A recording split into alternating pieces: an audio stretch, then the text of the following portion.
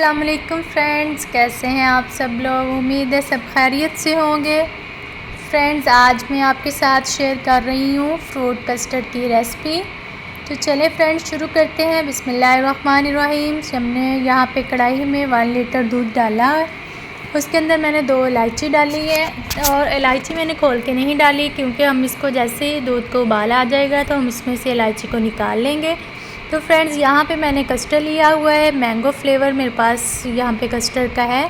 तो 1 लीटर मैंने यहाँ पे दूध लिया है, तो 3 से 4 चम्मच मैं इसमें कस्टर्ड पाउडर के ऐड करूँगी। तो फ्रेंड्स देखिए, यहाँ पे मैंने 4 चम्मच जो हैं वो कस्टर्ड पाउडर के ऐड कर लिए हैं। तो उसके अंदर मैं यहाँ पे जो गरम हमारे पास दूध है वो मैं डालूँगी। फ्रेंड्स, आप अलग से भी दूध डाल सकते हैं। अगर आपके पास अलग से दूध नहीं है तो जो आपने कढ़ाई में डाला हुआ है उसमें से आप फ्रेंड्स ले सकते हैं दूध।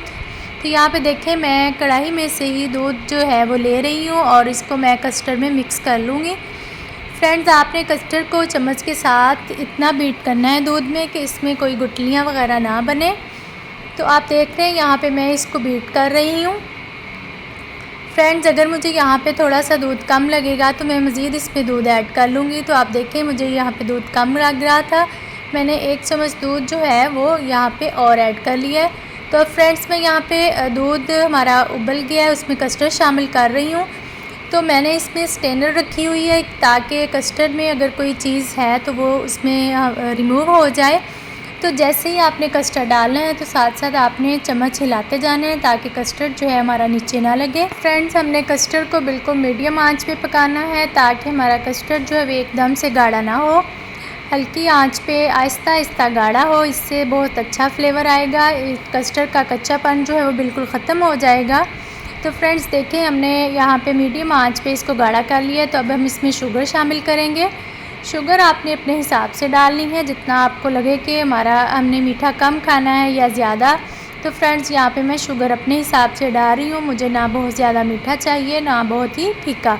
तो फ्रेंड्स, कस्टर्ड हमारा जो है वो गाढ़ा होना शुरू हो चुका है। हम थोड़ा टाइम इसको और पकाएंगे और उसके बाद हम कस्टर्ड जो है उसको चूल्हे से उतार के ठंडा कर लेंगे। तो फ्रेंड्स, यहाँ पे हमारा कस्टर्ड जो है बहुत वो गाढ़ा हो चुका है। फ्रेंड्स, इसको आपने बहुत ज़्यादा गाढ़ा नहीं करना क्योंकि ये ठंडा होने के बाद भी गाढ़ा हो जाता है। तो इसको हमने नॉर्मली उतार लिया है। फ्रेंड्स, यहाँ पे मैंने कस्टर्ड को ठंडा कर लिया है। ठंडा करने के बाद यहाँ पे मैं एक बाउल में कस्टर्ड को निकाल लूँगी। फ्रेंड्स, आप देख रहे हैं यहाँ पे मैं कस्टर्ड जो है उसको बाउल में निकाल रही हूँ। तो यहाँ पे मैंने कुछ फ्रूट्स काट के रखे हैं। फ्रेंड्स, ये मेरे पास बनाना है, उसके बाद कपकेक था, अनार, अंगूर थे जिनको मैंने छोटे छोटे पीस में काट लिया है, एप्पल था। फ्रेंड्स, यहाँ पे मैंने सारे फ्रूट्स जो हैं वो यहाँ पे ऐड कर दिए हैं।